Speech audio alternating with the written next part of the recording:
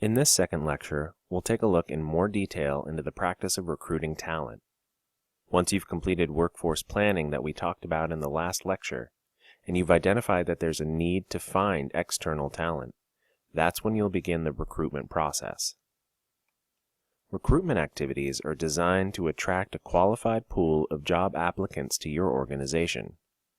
Recruitment may be done for a specific open position, or you may put your brand or company out in the marketplace as a means to keep an external talent pool aware of and interested in working for your company.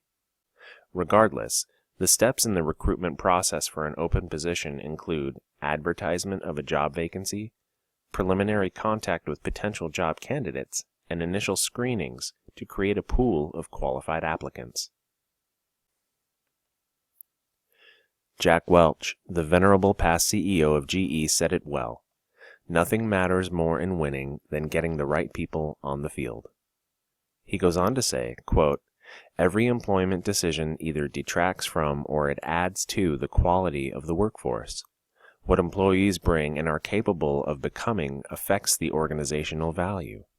Poor performers negatively impact not only their work, but other employees, and correcting a hiring mistake is costly. It's difficult and often just prolongs that search and the placement of the right talent." End quote. The initiation of recruitment can come from several places, and it's directed at addressing 1. The replacement of a staff member who's retired or who voluntarily or involuntarily left the organization. 2. To fill a new position or job that's been created due to expansion of the business or an expanding department with new products or service offerings. Or it may be initiated because new blood with the new skills are needed in the organization, or the profile of the successful employee has changed. Recruiting can be extremely costly. Some of the costs can include things like advertising with potential agency fees, referral bonuses, travel, relocation costs, the man-hour costs of processing unsolicited resumes, sign-on bonuses, managers' times, interviewing. It goes on and on and on. And if you add up these costs and divide them by the number of hires, you'll arrive at the cost of recruitment. And typically, people are very surprised at what that cost truly is. And let's not forget about the cost of poor recruitment. When mistakes in recruiting are made, not only were tremendous amounts of time and money wasted on the poor hire, but the organization likely incurs costs in training them, in providing them benefits, and likely lost productivity. And, of course, the cost of termination and recruiting again. So let's take a look at the recruitment process in more detail, and the tools that are used to recruit effectively. Often organizations really don't have a systematic way to recruit. They tend to recruit in ways that have worked in the past. For example, companies often persist in recruiting only at the same top schools year after year in an effort to hire the best talent. Yet this often means fishing in exactly the same waters as competitors, going after the same limited pool of students without exploring other potentially valuable options. Without exploring those other options, the organization's patterns will tend to continue on in the same way year after year. Actually, the fishing analogy to describe recruiting is apt. You're not likely to catch as much fish as a competing fisherman if your bait and methods are outdated. And if your recruiting practices are outdated, or if you're recruiting in an overfished pond, so to speak, you'll likely miss out on a fair share of top talent. If your competitors are more aggressive, and if they have advanced and more effective tackle and top-of-the-line bait, they will be the ones to capture the prized talent. And I'll stop mixing my metaphors now.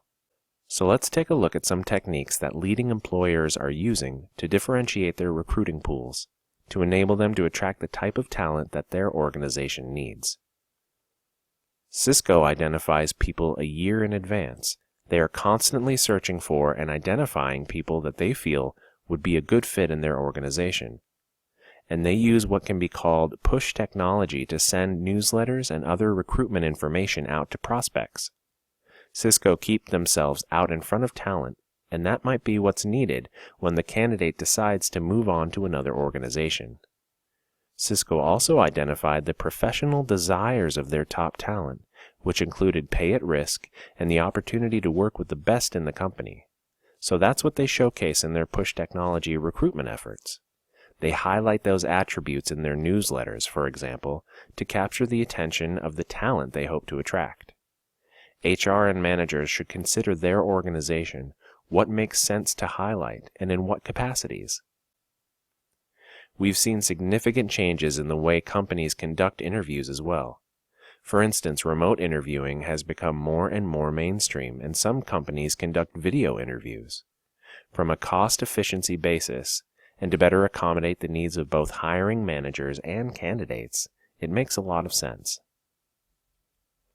Also, advertising the office style or the work environment, as done in this Zurich location of Google, will either attract or it will repel potential employees. The cool and creative, innovative candidate would love this environment, where someone who feels more comfortable with a more traditional brick-and-mortar company likely wouldn't apply. This is very much done on purpose, and becomes not only a means of attracting talent, seriously, this is a real place, but it also weeds out all those people who may not be a good fit in the culture. Of course, applicants must meet the job, skill, and aptitude requirements, but this helps differentiate the firm for sure. It's interesting to think about what type of culture does your organization promote. When candidates think of your organization, what comes to mind? And is that what you want, or what the organization intends for its brand?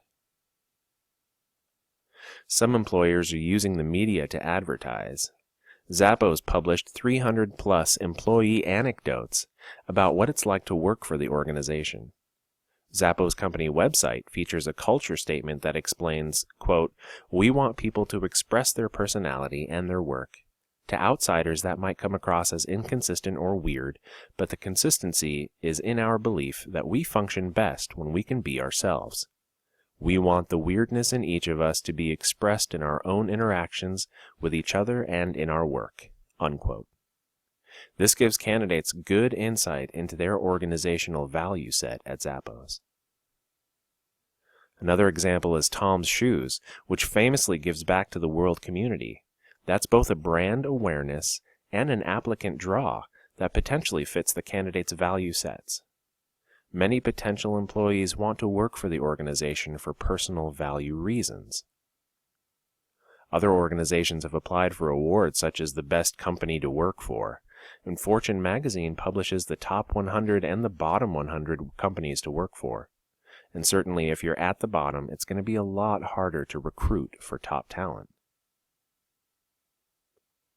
So, using some of these strategies to promote your company culture, even in more passive ways, will help your organization to both attract talent more likely to fit with the organization and deter those who patently would not.